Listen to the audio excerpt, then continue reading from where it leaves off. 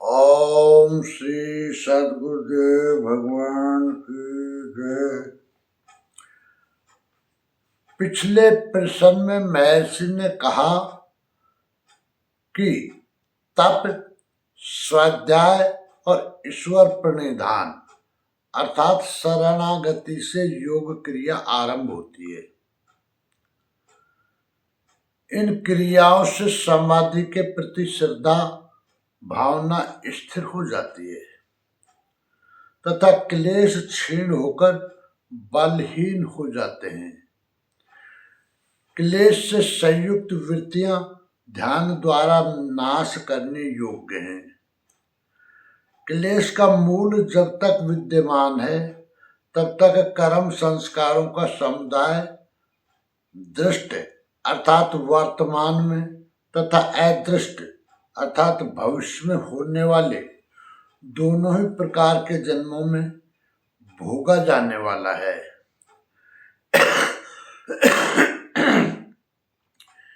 क्लेश रूपी मूल विद्यमान रहने तक उस कर्म संस्कार के संग्रह का परिणाम जन्म, पुनर्जन्म, आयु और भोग होता ही रहता है। वे जन्म, आयु और भोग हर्ष और शोक रूपी फल देने वाले होते हैं, क्योंकि उनके कारण दो हैं, पुण्य कर्म और पाप कर्म। पूर्णत्व की ओर ले जाने वाले कर्म पुण्य कर्म है तथा पतनोन्मुख कर्म पाप कर्म है। पुण्य कर्म अक्लिष्ट वृत्ति से संचालित कर्म जन्म, आयु और भोगों में हर्ष प्रदान करते हैं। इसी तरह पाप कर्म क्लिष्ट वृत्ति से संचालित कर्म जन्म, आयु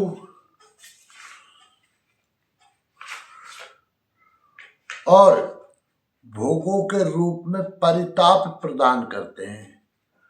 विवेकियों के लिए सुख की तृष्णा भी दुख ही है।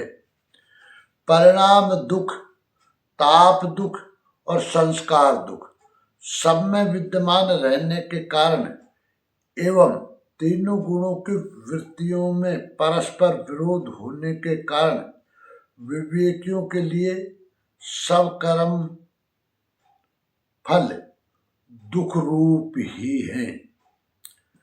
अब प्रश्न है कि ईश्वर शब्द से संस्कार नष्ट होना क्या है?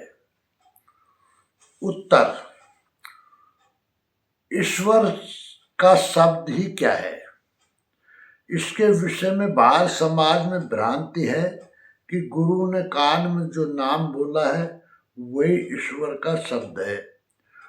वह ईश्वर का शब्द नहीं है, वह तो जप के लिए नाम दिया है। ईश्वर शब्द तो उससे कहते हैं जो ईश्वर स्वयं अंग फड़कन से, स्वपन से, आकाशवाणी इत्यादि से साधक को साधना गलत या सही का निर्देश देते हैं। इसे मंत्र या भजन जागृति भी कहते हैं। ईश्वर शब्द से संस्कारों को नष्ट कैसे करें, इस पर महर्षि बता रहे हैं। वो साधन पाद के सूत्र 16 में कहते हैं, हेयम दुखम अनागतम, योग दर्शन 2/16। अब कल की बात बना ले रे, जो बीती बीत गई, दुनिया की रीति यही। कर्मों के दुख रूप फल का जो अंश व्यतीत हो गया वो तो बीत ही गया।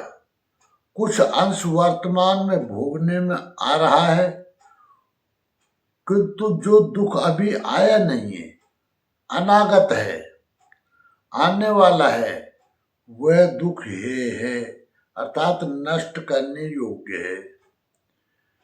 प्रश्न उठता है कि नष्ट कैसे करें, उसकी विधि क्या है?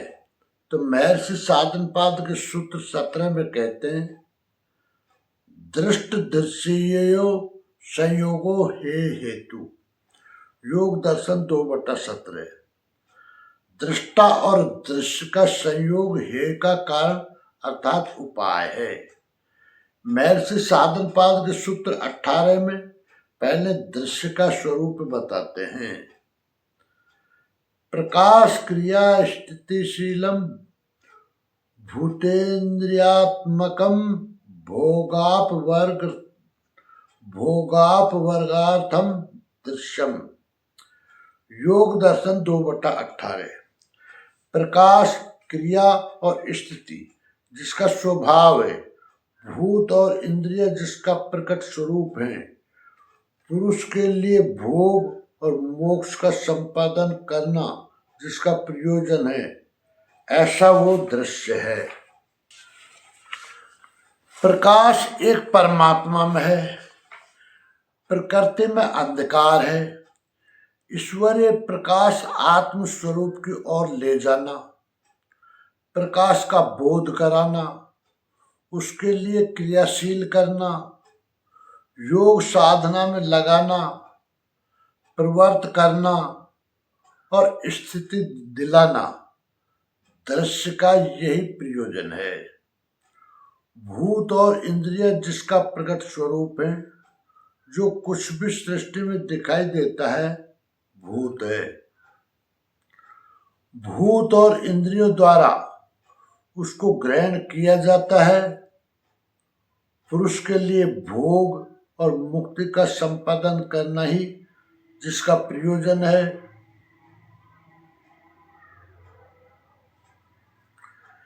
ये भोग सांसारिक नहीं है। स्थान भोगान ही वो देवा, गीता 3/12। इष्ट संबंधी भोग देना दृश्य की विशेषता है। जो भोग आपको अभिष्ट हैं, उसके संपादन में क्या क्या चाहिए, वो सुविधा प्रदान करना दृश्य का कार्य है। भगवान का भोजन यही है। भोक्तारम यज्ञ तपसाम सर्वलोक महेश्वरम, गीता 5/29।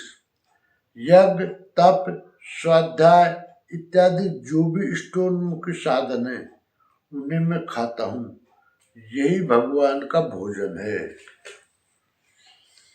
अस्तु पुरुष के लिए साधनोपयोगी भोगों की व्यवस्था करना तथा अंत में मुक्ति का भली प्रकार संपादन करना, मुक्ति पर्यंत दूरी तय करा देना जिसका प्रयोजन है, वह दृश्य है।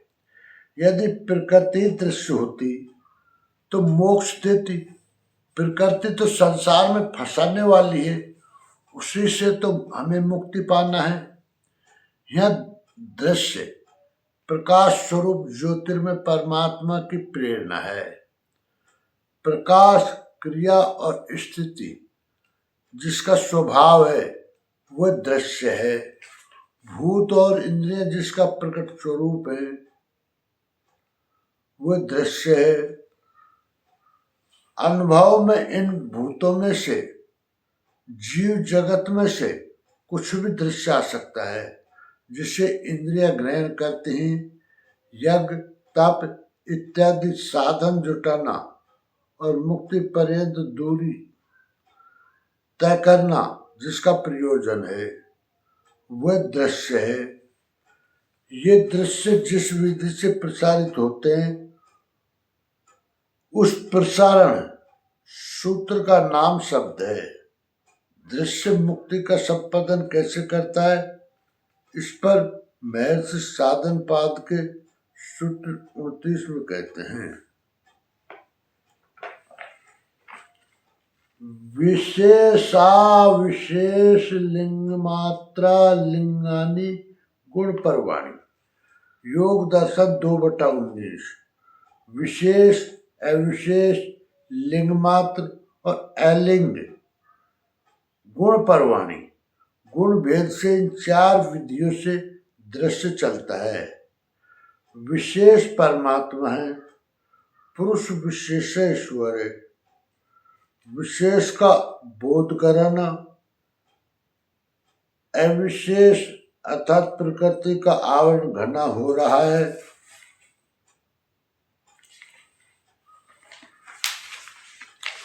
सचेत हो जाओ, अभ्यास बढ़ाओ, विशेष ईश्वरीय आलोक का बोध कराना कि बढ़ते रहो, साधना ठीक है, लिंग मात्र स्वरूप प्रकट कर समझाना, अलिंग अदृश्य रूप से समझाना, जैसे अंग स्पंदन, आकाशवाणी या अदृश्य संकेत से भगवान समझाते हैं रहते हैं। कोई दृश्य नहीं रहता और अनुभव मिलता रहता है। गुणों के दबाव के अनुसार ये दृश्य चलते हैं। रामचरितमानस में है, जग पेखन तुम देख निहारे, विधि हरिचंबु नचावन हारे, देव न जाने मरम तुम्हारा, और तुम्हें को जान न हारा। रामचरितमानस 2/126/1। जगत दृश्य है, आप देखने वाले हैं। विधि अर्थात परमात्मा की प्रशक्ति जिससे साधना जागृत होती है। हरि अर्थात जो भरण पोषण करता है। शंभु अर्थात जो शुभ अशुभ संस्कारों का संहार कर स्थिति प्रदान करते हैं। इनको नचाने वाले, इन्हें संचालित करने वाले स्वयं भगवान हैं। वे संचालित तो होते हैं किंतु ईश्वरीय रहस्य वे भी नहीं जानते, अन्य कोई क्या जानेगा। अर्थात भगवान रथी होते हैं, संचालन करते हैं। अब दृष्टा का स्वरूप महर्षि साधनपाद के सूत्र 20 में बताते हैं।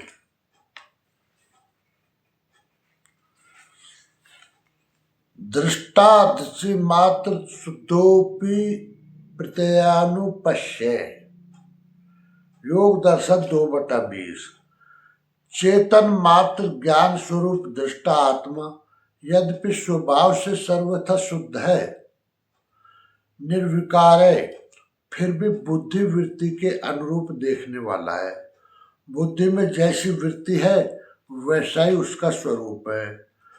दृष्टा देख कर करता क्या है, इस पर महर्षि साधनपाद के सूत्र 21 में कहते हैं, तदार्थ ये दृश्यात्मा, तदार्थ ये दृश्यात्मा। योग दर्शन 2/21। उस दृश्य का स्वरूप दृष्टा के लिए ही है। जो दृश्य पुरुष के लिए भोग एवं अपवर्ग की व्यवस्था करता है, उस दृश्य का उपयोग उस दृष्टा के लिए ही है। महर्षि साधनपाद के सूत्र 22 में कहते हैं, कृतार्थम प्रति नष्टम पे नष्टम तदन्य साधारणत्वात्। योग दर्शन 2/22। जिसका भोग और अपवर्ग रूपी कार्य पूर्ण हो गया, उस पुरुष के लिए नाश को प्राप्त हुआ। ये दृश्य नष्ट नहीं होता, उसके लिए अब दृश्य की आवश्यकता न रह जाने पर भी अन्य साधारण लोगों के लिए उसका उपयोग है। यही महापुरुष सद्गुरु होते हैं। उनके पास दूसरों में दृष्टा दृश्य संयोग प्रसारित करने की जागृति रहती है। दूसरों के लिए दृश्य का उपयोग है, महापुरुष के लिए कोई प्रयोजन नहीं रहता। एक बार पूज्य गुरुदेव भगवान को दृश्य मिला कि एक भ्रष्ट योगी आ रहा है, उसका मार्गदर्शन करें। दिन भर की प्रतीक्षा के पश्चात अंततः वे आए। यही हम लोगों के सतीर्थ, अग्रज और महाराज जी के प्रथम शिष्य हुए।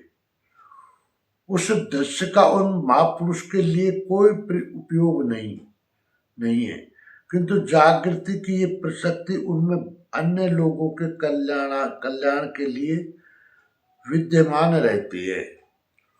पूज्य महाराज जी कहा करते थे, हो भजन की जागृति एक ऐसी विद्या है कि लिखने, पढ़ने, सुनने से नहीं आती, वाणी से वो कहने में नहीं आती।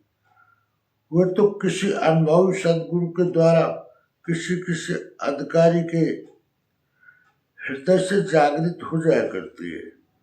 अतः साधारण लोगों के कल्याण के लिए उस दृश्य का उपयोग है।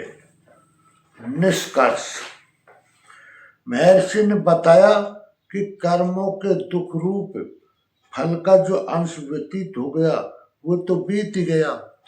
कुछ अंश वर्तमान में भोगने में आ रहा है, किंतु जो दुख अभी आया नहीं है, आने वाला है, वह दुख है, नष्ट करने योग्य है। दृष्टा और दृश्य का संयोग है का कारण अर्थात उपाय है।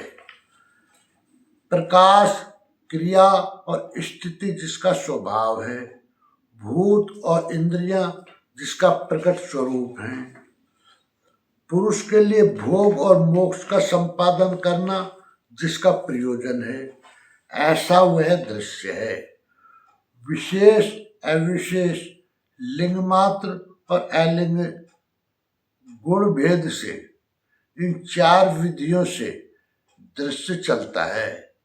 विशेष परमात्मा है, विशेष का बोध कराना।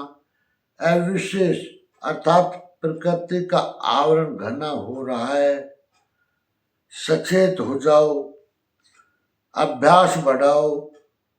विशेष ईश्वरीय आलोक का बोध कराना कि बढ़ते रहो, साधना ठीक है। लिंग मात्र स्वरूप प्रकट कर समझाना। अलिंग अदृश्य रूप से समझाना, जैसे अंग स्पंदन, आकाशवाणी या अदृश्य संकेत से भगवान समझाते रहते हैं। कोई दृश्य नहीं रहता और अनुभव मिलता रहता है। गुणों के दबाव के अनुसार ये दृश्य चलते हैं। चेतन मात्र ज्ञान का स्वरूप दृष्टा आत्मा यद्यपि स्वभाव से सर्वथा शुद्ध है, निर्विकार है, फिर भी बुद्धि वृत्ति के अनुरूप देखने वाला है। बुद्धि में जैसी वृत्ति है वैसा ही उसका स्वरूप है। उस दृश्य का स्वरूप दृष्टा के लिए ही है। जो दृश्य पुरुष के लिए भोग एवं अपवर्ग की व्यवस्था करता है, जिसका भोग और अपवर्ग रूपी कार्य पूर्ण हो गया, उस पुरुष के लिए नाश को प्राप्त हुआ। ये दृश्य नष्ट नहीं होता। उसके लिए तो अब दृश्य की आवश्यकता न रह जाने पर भी अन्य साधारण लोगों के लिए उसका उपयोग है। यही महापुरुष सद्गुरु होते हैं। उनके पास दूसरों में दृष्टा दृश्य संयोग प्रसारित करने की जागृति रहती है। दूसरों के लिए दृश्य का उपयोग है, महापुरुष के लिए कोई प्रयोजन नहीं रहता। प्रसंग पूरा हुआ। संपूर्ण जानकारी के लिए देखें परम पूज्य योगेश्वर स्वामी श्री अड़गड़ानंद जी महाराज द्वारा महर्षि पतंजलि कृत योग दर्शन की प्रत्यक्षानुभूत व्याख्या। ओम श्री सद्गुरुदेव भगवान की जय।